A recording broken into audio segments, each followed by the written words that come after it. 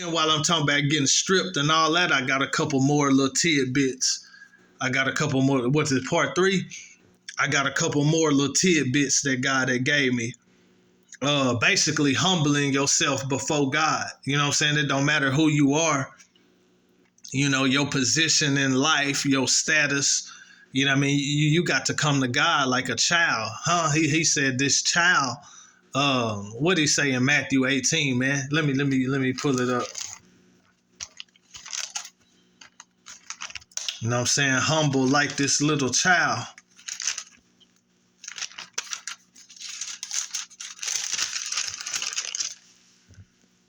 Okay, Matthew 18. I'm going to start with verse 2. They was asking him who was the greatest in the kingdom of heaven. And Jesus called a little child unto him and set him in the midst of them. And he said, verily I say unto you, except ye be converted and become as little children, you shall not enter into the kingdom of heaven. Whosoever therefore, this is it right here, shall humble himself as this little child, the same is the greatest in the kingdom of heaven. You know what I'm saying? You got to humble yourself. It don't matter if you were somebody big and bad in the world.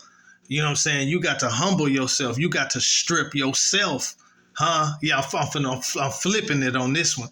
You got to strip yourself and come to God. You got to strip yourself of who you are or who you were. And you got to come to God as a nobody, and God will make you a somebody. Huh? See, a lot of people can't come to God because they don't want to strip themselves. See, at first I'm saying don't get stripped. That's the stuff that God got for you, the grace, the favor of God, the armor of God, the righteousness of God, your garments, your priestly garments, your armor, your favor and grace that God has put on your life. Don't get stripped. You know what I'm saying? Don't get stripped of that. But all that stuff is in regard to your salvation and in regard to the plan of God for your salvation. Because even the grace and the favor that's on your life when you wasn't saved, the whole purpose was to help bring you to salvation. That's why I said the goodness of God leadeth a man to repentance. So at first I'm talking about don't get stripped, but now I'm saying you got to strip. I'm flipping this thing. I'm flipping it. But yeah, you know, if you had fame or stature or whoever you were in the world outside of God, you got to be willing to strip down and come to God as a nobody and let God make you a somebody.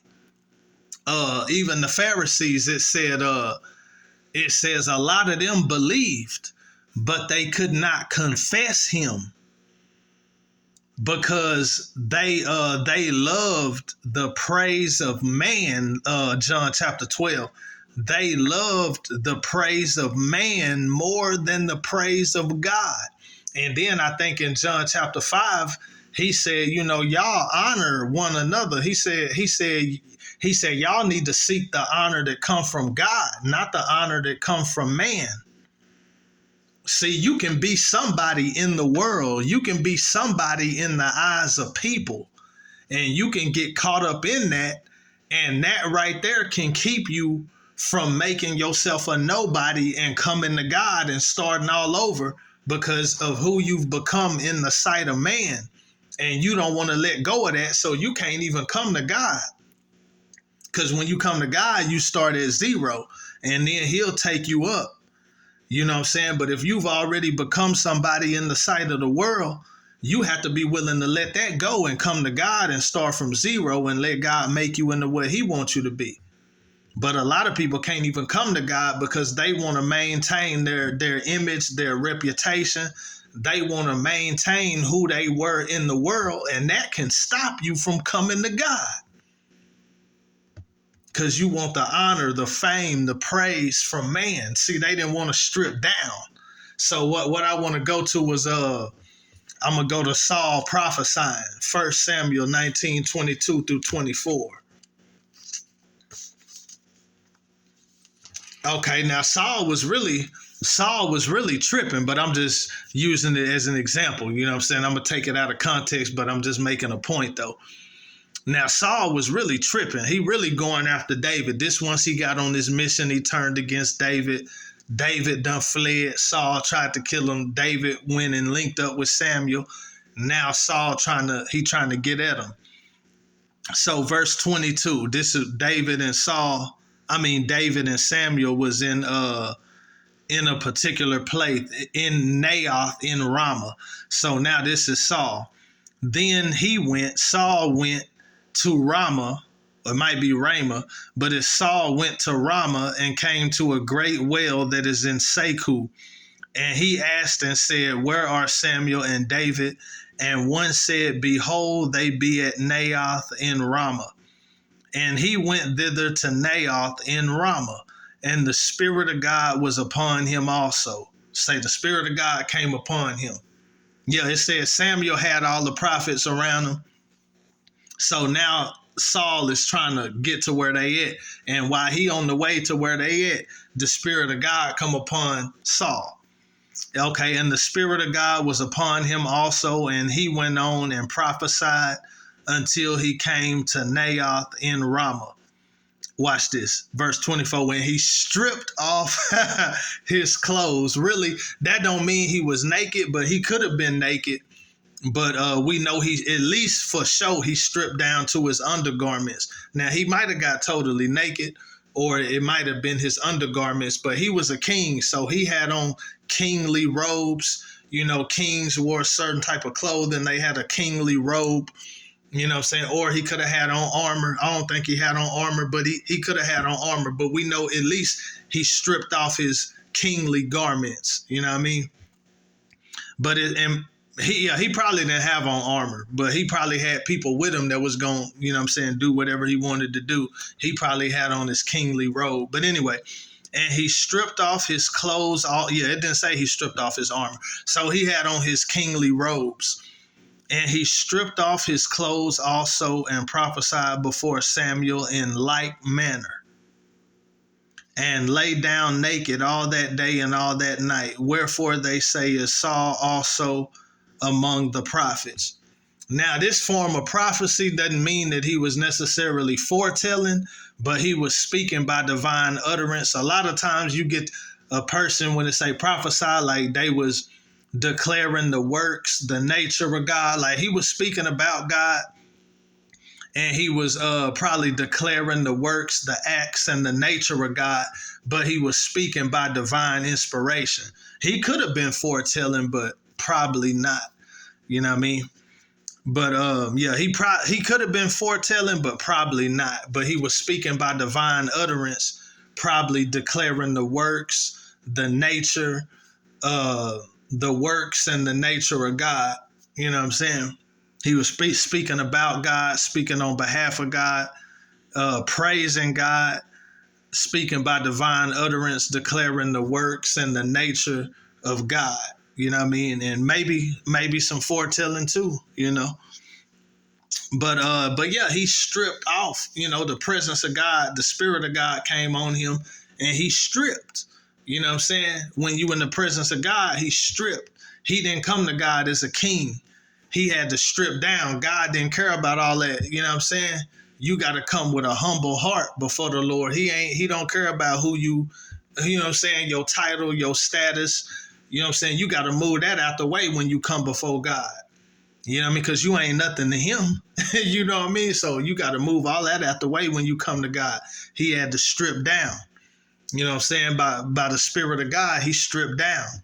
You know what I mean? And he probably wasn't all the way naked, but he stripped off his kingly garments, his royal robe.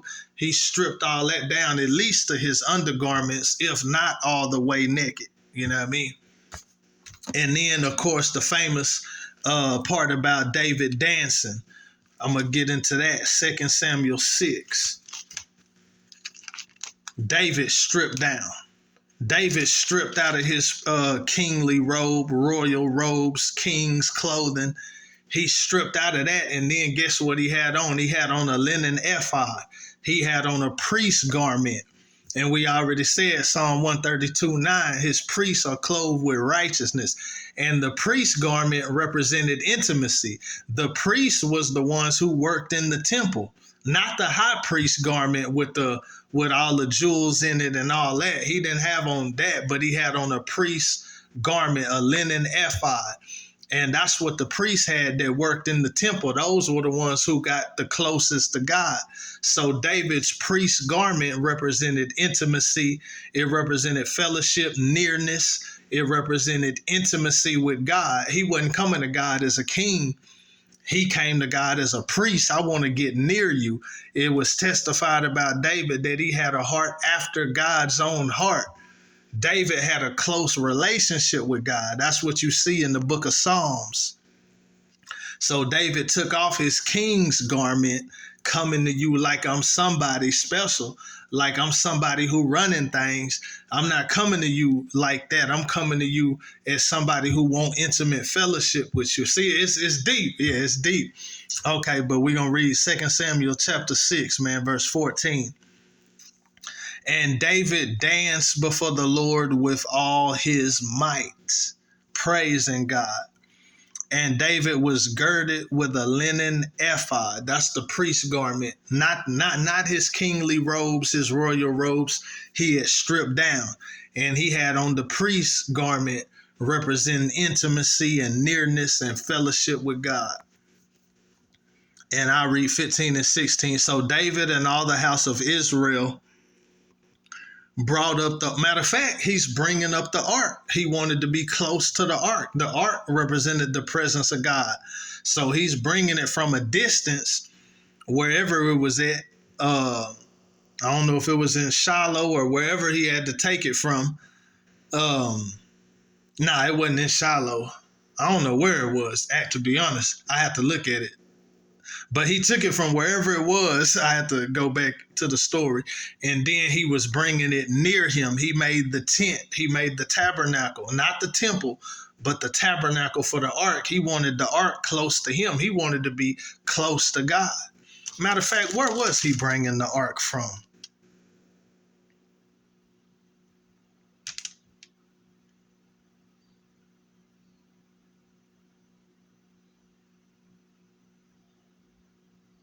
I don't know. That's interesting because it was in Shiloh. Then it got took, and then they had it somewhere, and then it was in I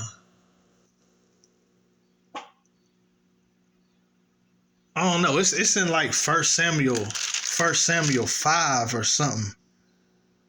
I kind of want to know that now.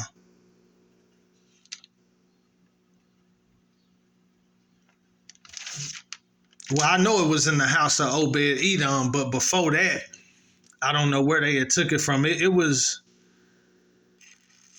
because it's somewhere like First Samuel 5 or 6. But anyway, I want to know that, but I ain't finna get focused on that right now though.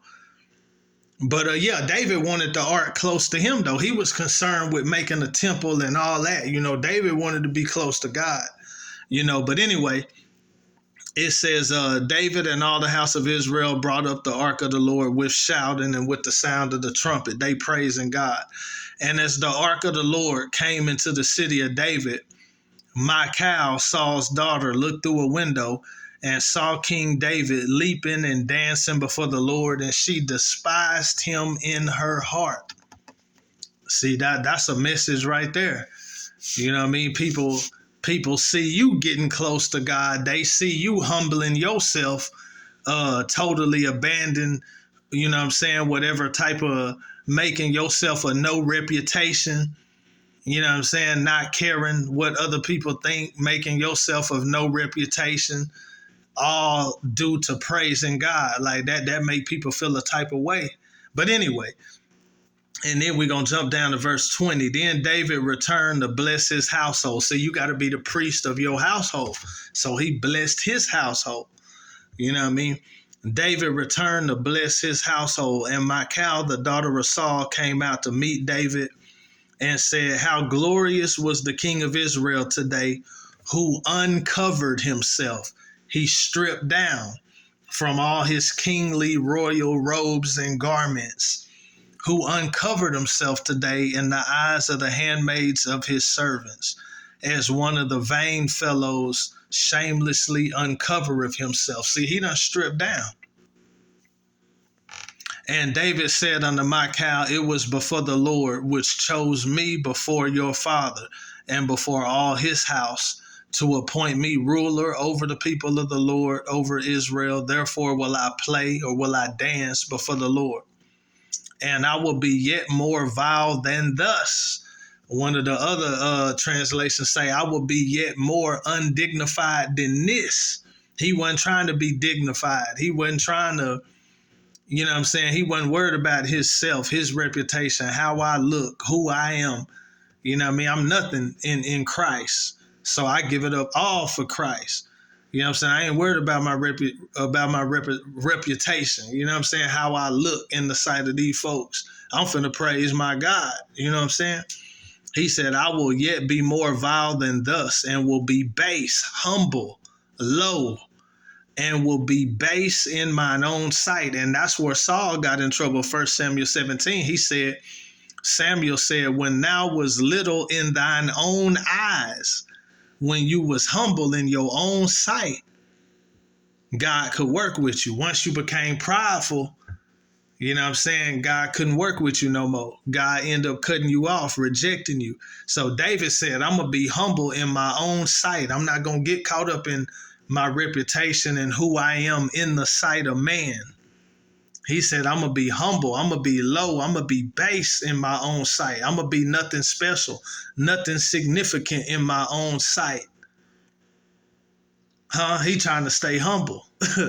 He trying to stay humble. And I will yet be more vile than thus, and will be base in mine own sight. And of the maidservants which thou hast spoken of them shall I be had in honor. And then it says, therefore Michal, the daughter of Saul, had no child unto the day of her death. But David said, I'm going to be humble in my own sight. And these people who you worried about how I look bad in front of them same people going to honor me. But I'm not caught up in their honor. I'm going to be base. I'm going to be humble in my own sight. And the people who you saying that I'm embarrassing myself in front of, them same people gonna honor me. You know what I'm saying? So yeah, that's the type of time David was on. He stripped down. He wasn't trying to come to God high. You got to come to God low. Jesus made himself of no reputation. You know what I'm saying? Did the will of God. Became obedient even unto death, the death of the cross. You know what I'm saying? All that type of stuff, man. So yeah, you don't get stripped, but at the same time, you got to strip down of who you are. You got to come to God humble. You got to come to God as a nobody. So you got to be willing to strip off who you are in the sight of man, in the sight of the world. You got to be able to strip off who you are and come to God as a nobody and let God make you a somebody. And when it comes to the plan of God and the things that God put on your life and the thing that God called you to, don't get stripped. Yeah, don't get stripped of your armor. Don't get stripped of the favor of God, the grace of God, the mercy of God, the righteousness of God. Yeah, the warfare mentality, the use of all the warfare resources for you to succeed in this life. Don't get stripped. Yeah, all that, man. So that's it for that. I think I'm gonna talk about temptation next. God has showed me something, and he really showed it to me from somebody else's point of view, though. But then he began to like expound on it. Like it's a woman that I be kind of.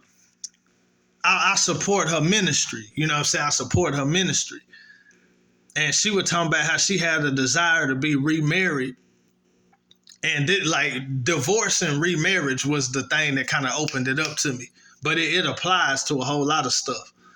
But she was talking about how she have a desire to be remarried, but she really can't be remarried because I guess when she got her divorce, it was unbiblical. So her only option was either to go back to do, and she said she didn't want to do that. So her only option is to remain unmarried. And I was just like, wow, you know what I'm saying? Like, you don't hear too many people, standing on that. But and then God just kind of began to deal with me, man. Like when it come to, now that's not my situation. You know what I'm saying? My situation was a biblical, well, I don't have to get into my situation, but my divorce was biblical. But even if it wasn't, unfortunate circumstances happen where I would be free to remarry anyway. But biblically, you know what I'm saying? But it just kind of make you think, like, a lot of people don't really stand on that when it come to that kind of situation. Like, I think people just kind of do what they feel. And then God began to show me, like, that's really what temptation is. Like, you have to overcome temptation, because that's what make a temptation a temptation. Like, the heart or the principle of overcoming temptation is to follow God's will and follow God's word above your own feelings, above your own desires,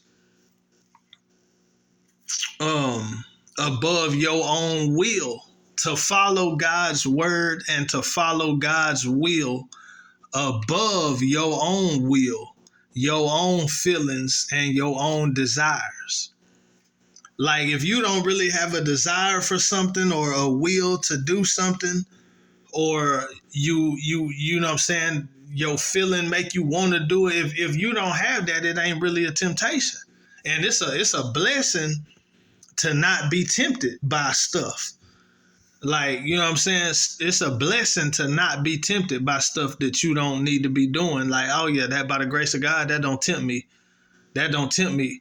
That's a blessing right there. But if you really look at temptation, that means that you do have a will to do it, or you do have a desire to do it. You know what I mean? And to not do it, to just put God's will over your own will, like, that's really what temptation is. You know what I mean? And it ain't easy if you really got a desire for something, but that's the life that we call to.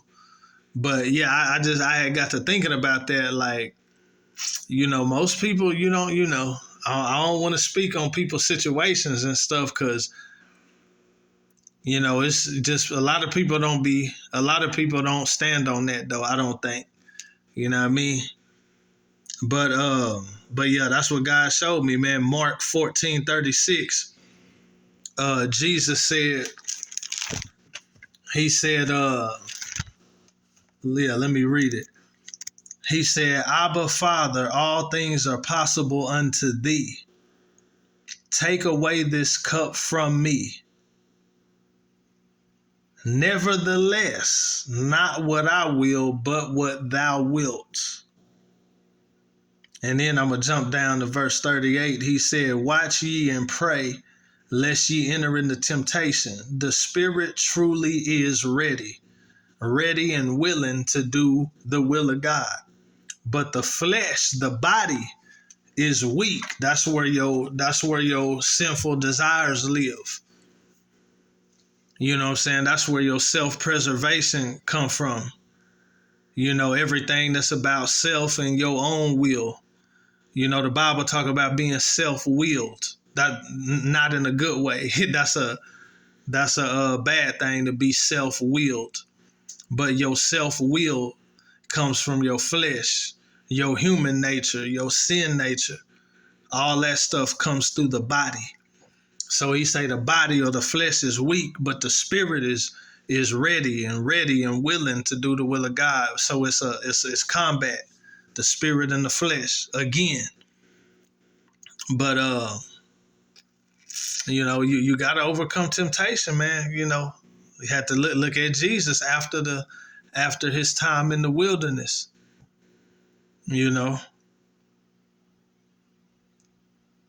Yeah, man, temptation. And then I'm gonna go on and give this little old testimony. Okay. I got a few things. I got a few things, man. Oh, okay. Yeah. To overcome temptation, it comes. Yeah, I got a twist on it though. To overcome temptation, man, it comes from spiritual strength. You know, you gotta have spiritual strength. Uh, yeah, spiritual strength, man. You know who you feeding. You know, because when real life temptations show up, if you weak, you gonna give in to temptation. You gonna choose your own will, and then you gonna justify, and it's gonna cause trouble and distress later on. If nothing else, it's gonna cause conflict and conviction. And then depending on what it is, and if you continue in it, you know, it can cause worse things. You know what I'm saying? Really bring trouble and chaos and havoc into your life, you know.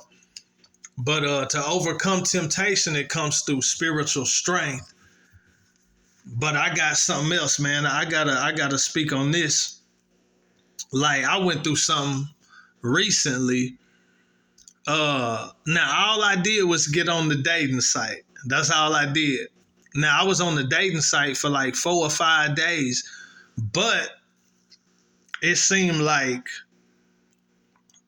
I brought myself under attack though. Like I got attacked. Like I got on the dating site, but I came under attack though. And it seemed like the attack got stronger every day. And then like it's kind of like I'm just speaking for me because it's not the same for everybody. Like now this my example too. This my example. Like people who don't have an alcohol problem, like they can have alcohol in their house, some liquor or whatever, and go days, weeks, and months without ever drinking it, right?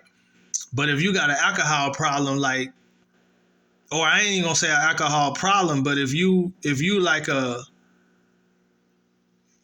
if you have an alcohol problem or it's a real temptation for you, like you gonna be, if you got alcohol in your possession, you gonna be drinking. Like that's how I am. When I was in the world, you know what I'm saying? I kept alcohol, but I drank every day. You know what I'm saying? So I wasn't one of them people that could have like a bottle of liquor and it lasts me like 2 or 3 months. Like I wasn't on no alcoholic stuff, but I'm slowly working on that bottle. I'm sipping every day though. You know what I'm saying? So I'm the type of person, but I'm transferring this to the dating site though. Like when it comes to the dating site, like I get too distracted. Like I can't be on the dating site and then just be chilling and not check it. Go a couple of days and I ain't checking it. Like I'm on that mug I'm on that mug a lot. Yeah, I had got on the dating site and like I spend a good amount of time on that mug every day. And you know what I'm saying? I came under attack. And then not just that, like the spirit of lust start working with me. And I just remember that feeling, like I didn't do nothing, but I started getting that feeling like, man, like almost like ready to backslide. Like, and then I just remember that feeling like you want to do what you want to do, like forget what the words say, like you start developing that mind again, like, man, I'm ready to do what I want to do. You know, I know what God say, but put that to the side. I'm ready to, you know what I'm saying? Like, and all it took was like 3, 4, 5 days. But then I was like, I know what I need to do though. I need to delete this mug. So I deleted it and my peace came back instantly. Like, cause like now that I look back, like when I'm on that dating site, the devil tearing me up, like mentally, like I can see it in the spirit. Like, have you ever seen people playing laser tag? Like, or it might have been like Star Trek, but like you shooting at people, but you shooting out these lasers, like pew pew pew pew. Like that's how my head was when I'm on the dating site. It's like the enemy just pew pew pew, like at my brain though, like at my mind, like he's shooting my mind up, just pew pew pew. Like I'm on the dating site looking right. But in the spirit realm, while I'm on that mug looking, them demons or whatever, they blast in my mind, just pew, pew, pew. Like, That's how I seen it. That's how God showed it to me in the spirit. I can't do that dating site. I don't think I'm gonna get back on there. I don't think I'm gonna ever do it again. Cause it was like 3-4 days, and the attack got stronger each day. It's almost like I gave the devil a legal right. But I'm not saying that it's nothing. I'm not saying that there's nothing wrong with the dating site.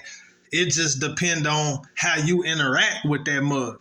It just depends on how you interact with it.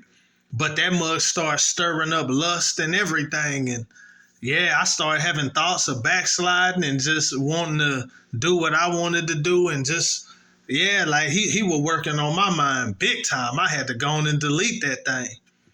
But that's personal. I'm not preaching that as a doctrine. I'm not saying that that if you're a Christian that you can't do the dating site. I'm not saying none of that. But I know it ain't for me though, because I came under attack, and I started having thoughts of backsliding, and my lust started getting stirred up. So I was like, nah, I had to get up off that mud, because it wasn't going in no good direction. Not for me. And that ain't never happened like that before. I felt before like I was kind of under attack, and I deleted it before, but it wasn't never that strong though. So God showed it to me for me in a real strong way. It's like that dating site opened up something. Like it gave the devil a legal right, or it opened up something for me to come under attack. And it distracted my mind. It took away the peace, and it started stirring up my lust. It started stirring up lust in me. So I was like, dang, you know what I mean? Nah, I can't do that. That dating site will make me backslide. You know what I'm saying? But that's just a personal thing for me. But yeah, I definitely, by the grace of God, I deleted that mug, and you know what I'm saying, went on about my business. But yeah, that only lasted like 3, 4, 5 days. But sometimes, you know, you can have a relationship with God and you can have spiritual strength. But sometimes if you get a devil a legal right, or if you open up certain doors, and different people might have different doors, you know what I'm saying? But if you open up a door, it don't matter how strong you are, the devil gonna get to working on you. And if you don't close that door in time, you know, you're gonna start going backwards. So think about that too when it comes to temptation. Sometimes it's about spiritual strength. You just need to build up in the spirit. You know what I'm saying? Get your motivation, get your momentum, get your strength stirred up, stir up the spirit of God, the strength of God. You know what I mean? Sometimes it's that, but sometimes you done opened up a door or gave the devil some type of legal right to come in and attack you. And then you set yourself up to fall into temptation and sin and backslide. So think about that too. And it can be different for, you know, what's wrong for one person, or what's a door of temptation for one person might not be a door of temptation for another person. So, you know, you got to know yourself. Take heed to thyself. Yeah, you got to know yourself, man. And then one thing I'll throw in about relationships, like if it's a relationship, if you too deep into that thing, then God can actually show you, and he can actually speak to you, but you won't receive it. It could be a relationship, or it could be some type of situation.